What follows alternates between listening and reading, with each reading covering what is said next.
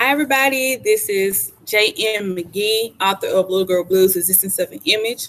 It's a blessing to be able to join you guys again for my weekly video chats of my YouTube channel, Little Girl Blues, Heart to Heart. So today I am going to read another poem from my book, Little Girl Blues, Existence of an Image, right here. I'm going to read one of my favorite poems. And I'll also be discussing it and tying it into the theme, identity. Yeah, I'll be tying it to the theme, identity, and a little bit more on image. So let me begin. The name of the poem is Once Burned, Twice Shy.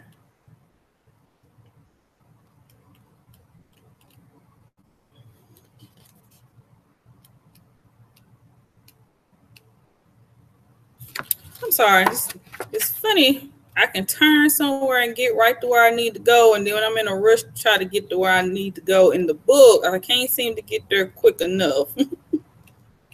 Here we go.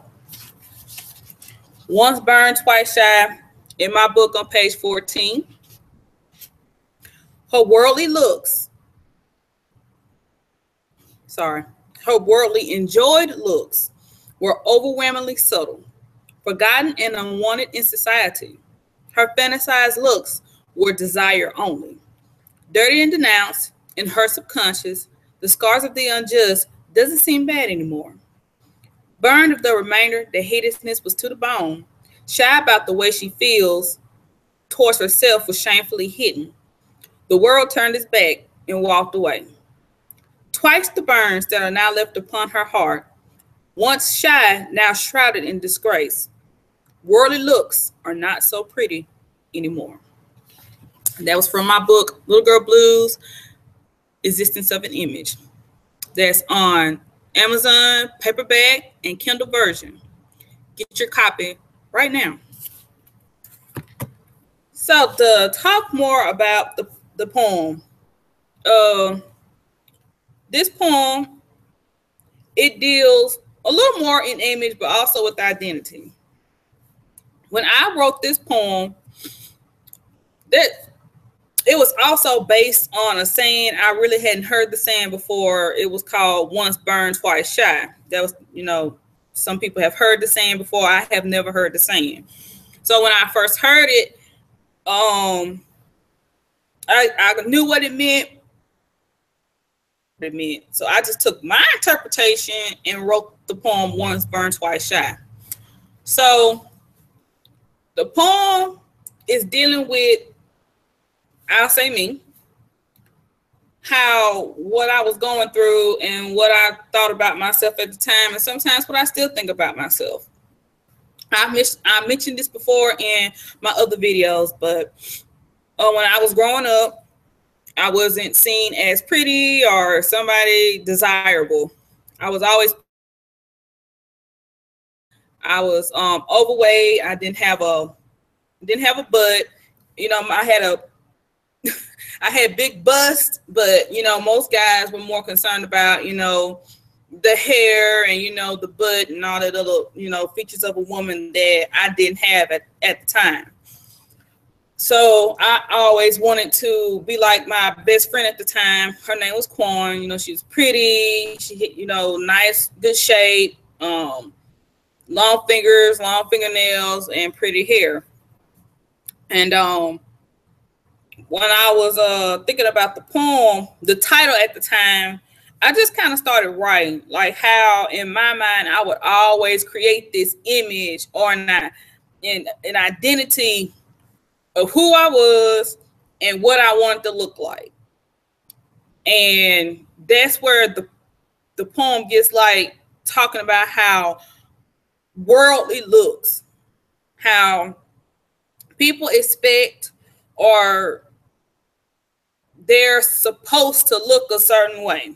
Her worldly looks, because it's going by what the world thinks, what the world wanted, well, what I thought the world wanted me to look like at the time. And then forgotten and unwanted in society. Mainly I wasn't just getting picked on at school either. I was getting picked on at home as well. I was getting called fat. At the time, I think I was a size 12, and my stomach, I started getting a little pudge, so I was being called fat, pig, and, stuff like that. So I felt unwanted, not just, at school, but at home as well. Like I had explained in my last video, how society is made up of, your community and your household. So that's where that comes in. So then it comes back to, only thing I wanted to do, I just want to look pretty. I want to be like Quan. I want to be like Marilyn Monroe. I want to be like all these other people, anything other than myself, anything that'll get, guys to notice me also. But no matter how pretty I wanted to be, or be, my looks to be projected toward the world, in my mind, I was just like disgusting, filthy, repulsive. Nobody will ever want me. Nobody ever want to be with me. So I started like rejecting myself and my conscience, my subconscious. And I kept, doing it for so long, even to myself, and what everybody else started, was doing it long before I started doing it to myself. I started kind of getting used to it. Most people are scared of rejection. And even now, I'm not scared of rejection. I'm so used to it, it doesn't bother me. Like, if a guy walked up to me right now and just said, "You're ugly, nobody wants you because you don't have this," I would literally laugh and be like, I really don't care, because I don't want anybody anyway. That's just how bad it's gotten for me. So I'm like, rejection doesn't even bother me. It actually makes me smell like, whew, dodged the bullet there, so I can keep going and not have to worry about it. So then you go with burned the reminder that hideousness was to the bone. Being reminded of something, most folks find it annoying. But with me, it just really took me to a place where it was burning me. The scars that, you're ugly, you're fat, you're nasty, nobody ever wants you, you don't have this, you don't, just ugly, BMW, body made wrong, whatever. So I'm like, no matter what I do, and at the time, I didn't even know what wigs were, so I was wearing my hair, but it wasn't, long enough or pretty enough. I'm like, no matter what hairstyle I wear or what clothes I wear, what I do, I'm still going to be hideous, no matter what I do. And I'm never going to, scrub that clean. I'm never going to get past that. The way she feels towards herself was shamefully hidden. Well, in the poem, I said it was shamefully hidden, but pertaining to me, I hid it, but I didn't hide it well. Like I was saying in my last video, that my mom, it's a lot of stuff my mom doesn't know that I went through. And I never told her because, she had a lot of stuff going on at the time. So with that part, I felt bad about what I was going through. But when I got home, I didn't let my mom know that. I didn't let her see that unless my brother or my sister told her what happened. If they was around and witnessed what was going on, they would go back and tell her. But if they didn't and they weren't around to see it, I didn't tell it. I kept it to myself. And I started beating myself up every day. Every day, what's wrong with me? Why don't people like me? Why I have to be ugly? Why can't I look like my mom? My mom's beautiful. My mom's pretty. All the guys in school were saying my mom was pretty. And at the same time, people saying, oh, you look just like your mom. But I get picked at because of all this other stuff because I was different. So in that sense, I hid it from her and a few other people, but to myself, I couldn't hide it because it was something that I was nonstop dealing with every day, all day, at night, whether I was going to sleep, I had to deal with it. And then the next thing goes to the world turned its back and walked away. The world, I'm not just talking about, people. In my mind, you know how it's like a set stage. You got an audience that's out there waiting to see who the next act is. So it's like when I come on stage, two things that may happen. There's two scenarios.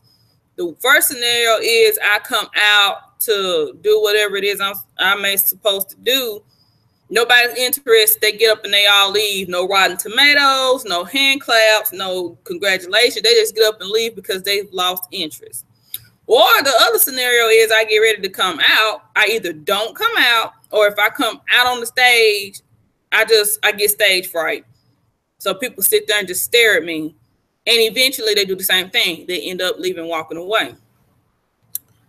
So that's why, in that sense, the world, the audience, they walked away. They're going somewhere else for something more entertaining, interesting, anything that's going to occupy their time or catch their fancy.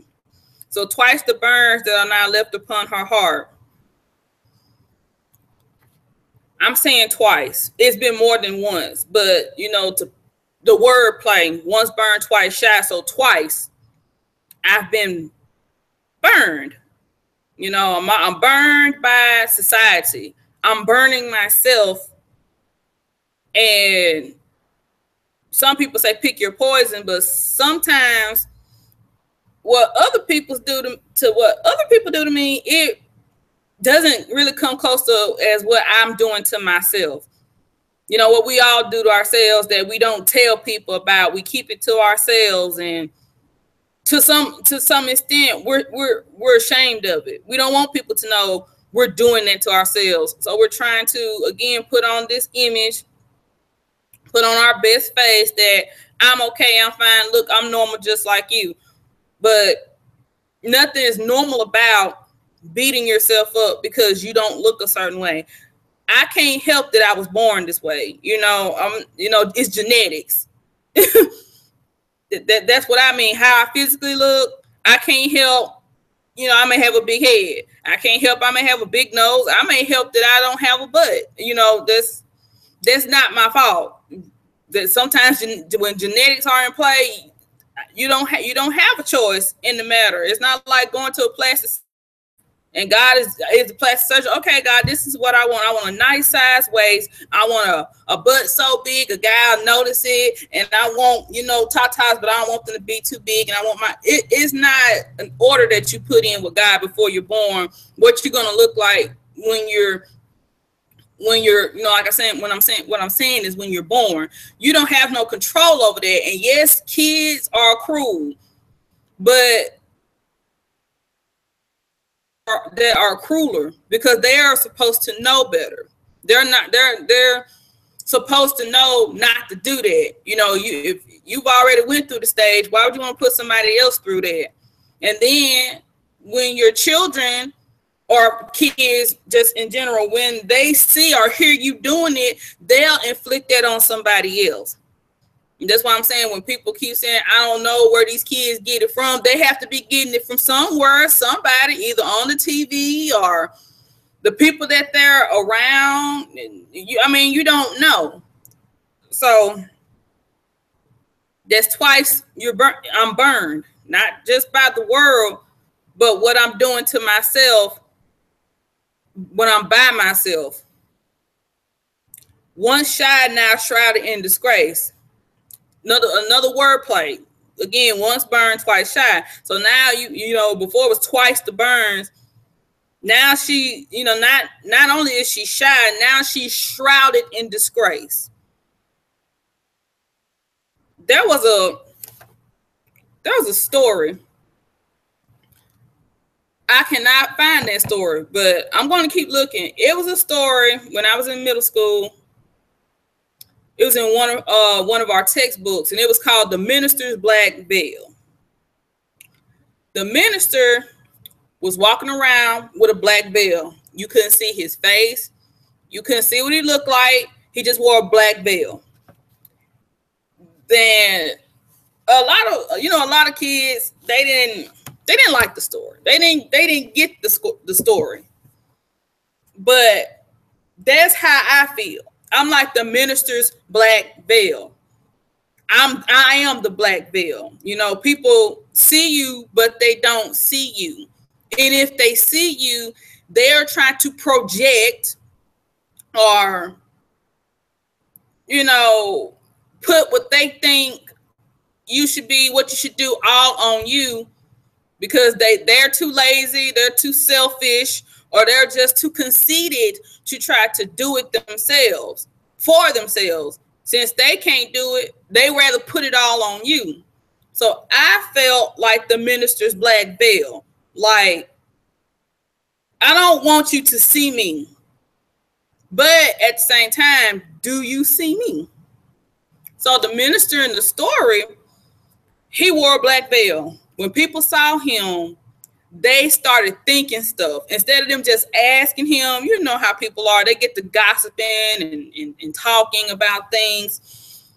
And what he did at the end of the story, you know, people thought he was hiding in shame. Maybe he committed a sin he didn't want people to know about. Or maybe he was just, it was a lot of conjectures going on at the time. So at the end of the story, the minister took the black veil off. You know, the reason why he wore that veil was to prove a point. And the point, the same point that I'm making here, people rather talk about you, gossip about you, come up with all these different scenarios instead of just coming and talking to you, asking what's wrong. And then you have those, if they do ask you, they'll misconstrue your story so badly that by the time it gets to somebody else, it's all messed up. That's not what I told you. And people felt so bad, they really didn't know how to react to the reason why he wore the black veil. I have never been able to find that story, but I promise you, I'm going to keep looking for that story. It's like a real short piece of a short story. You might want to look, y'all guys might want to check into that. So then we get to the end of the poem that says worldly looks are not so pretty anymore. We get so fixated, obsessed, and trying to look a certain way. That's why I said it still plays on image. We trying to look and certain thing, not to make ourselves happy, but I guess to get everybody else to, hey, I look pretty too. I want you to like me too, or you may want to be a part of a group. I don't know. But as I got older, I didn't care about looking pretty. I may have said it around my mom and, you know, my family members, like, I just want to be pretty. But when I got to myself, I started thinking, you know what? I don't want to be pretty anymore. I just want to be left alone. And that's one of my favorite poems. Yeah, at first I didn't have a favorite, but that's one of my favorite poems because, like I said, when I first heard that cliche, quite shy, I didn't know what it meant. So I took my own interpretation of what I thought it meant and wrote the poem to kind of get out what I was going through at that particular time. Now you may ask yourself, or you may want to ask me, do I still feel the same way? I say 50-50. You know, it's not as bad as it was, but sometimes I still feel like that towards myself on the inside, because, you know, like I said, I still get picked at. I still get talked about, you know, that type of stuff. You know, I realize people going to talk, people going to, you know, hate. They're going to find something malicious to say about you. Even if they don't know you, They're not trying to get to know you. They're going to make up some kind of story, and people that are, you know, weak-minded, weak-willed, they'll just go along with it instead of taking the courage to try to get to know you, know you for themselves. That's just how, you know, it is. But with identity, and I'll probably do a part 2 to get more into identity. As I said, there is no age limit to trying to find out who you are. You go through an identity stage where you're trying to, like I would say, folks labeled me the good girl coming up. I didn't cuss. I didn't get in any trouble. And to a certain degree, that's true. And yes, I cuss because it's therapeutic. I just don't cuss as much as others do. But when I get upset, or if I'm just kind of talking a little smack, I will say some cussing words, but whatever. You're trying to fit in, or maybe you're trying to, you go to the store, you're trying to shop for shoes, and you can't seem to find either the right pair or the right size. So that's what I was going through during this time. I was trying to find out who I was, what I wanted to be. You know, I am Jasmine.